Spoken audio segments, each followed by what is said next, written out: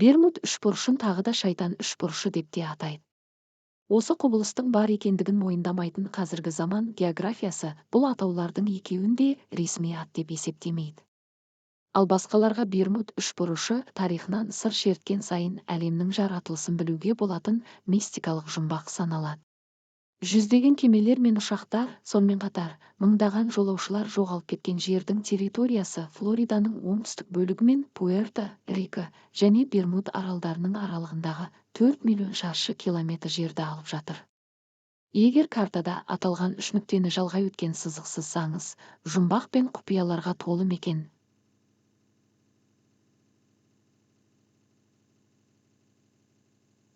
аумағын көп. Алғаш ғайып болғандар жайлы Associated Press журналының тілшісі Эдвард Ван Вайнкл атап өткен болатын.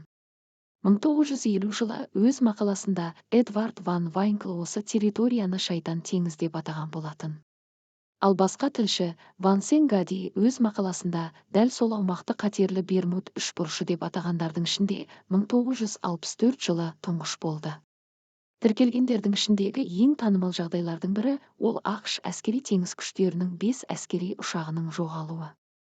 1945 жылы желтоқсан айында Эвенджер бомбалаушы торпеда тастағыш бөлімі еш хабарсыз жоғалды. Және 14 адамнан тұратын экипаж да хабарсыз кеткендердің қатарында.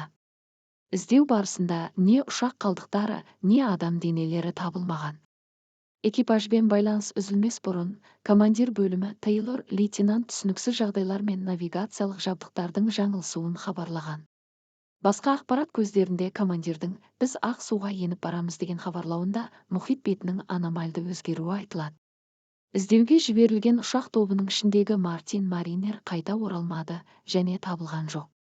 Бермуд үшбұрышын тағы да шайтан үшбұрышы деп те атайды. Осы құбылыстың бар екендігін мойындамайтын қазіргі заман географиясы бұл атаулардың екеуін де ресми ат деп есептемейді. Ал басқаларға Бермуд үшбұрышы тарихынан сыр шерткен сайын әлемнің жаратылысын білуге болатын мистикалық жұмбақ саналады. Жүздеген кемелер мен ұшақтар, сонымен қатар мыңдаған жолаушылар жоғалып кеткен жердің территориясы Флориданың оңтүстік бөлігі мен Пуэрто-Рико және Бермуд аралдарының аралығындағы 4 миллион шаршы километр жерді алып жатыр. Егер картада аталған үш нүктені жалғай өткен сызық сызсаңыз, жұмбақ пен құпияларға толы мекен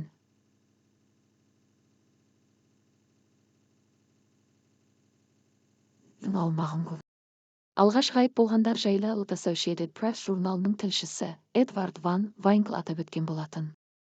1950 жылы өз мақаласында Эдвард Ван Вайнкл осы территорияны шайтан теңіз деп атаған болатын. Ал басқа тілші Ван Сенгади өз мақаласында дәл сол аумақты қатерлі Бермуд үшбұрышы деп атағандардың ішінде 1964 жылы тұңғыш болды.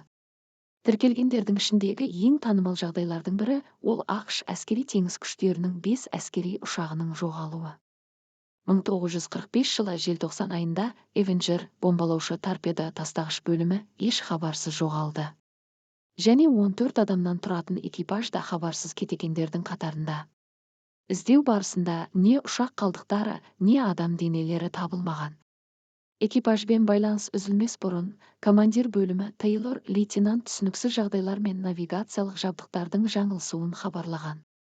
Басқа ақпарат көздерінде командирдің біз ақ суға еніп барамыз деген хабарлауында мұхит бетінің аномальды өзгеруі айтылады. Іздеуге жіберілген ұшақ тобының ішіндегі Мартин Маринер қайта оралмады және табылған жоқ. Бермуд үшбұрышының жұмбақтарын шешу жолында техникалар мен адамдардың жоғалып кету себептерін анықтайтын көптеген теориялар құрылды. Экипаждардың көмек сигналын жіберуге үлгермей жоғалып кеткен жағдайлар да аз емес. Альберт Эйнштейн, Мичио Каку секілді ұлы физиктердің жұмыстарына сүйене отырып көптеген нұсқаларда ұсынылды.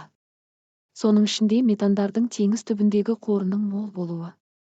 Бұл гипотезаға сәйкес теңіз бетіне шығатын газ көбіктері су тығыздылығын қатты төмендетіп, кемелердің теңіз түбіне өте жылдам батуына әсер етеді. Эксперимент түрін мұндай мүмкіншілік дәлелдеген. Кеме метан шығарылған жерге жетісімен, шынымен де теңіз түбіне өте жылдам бата бастайды. Бірақ мұндайға қол жеткізу үшін көпіршік минимум батып бара жатқан кеменің көлемімен бірдей болуы керек.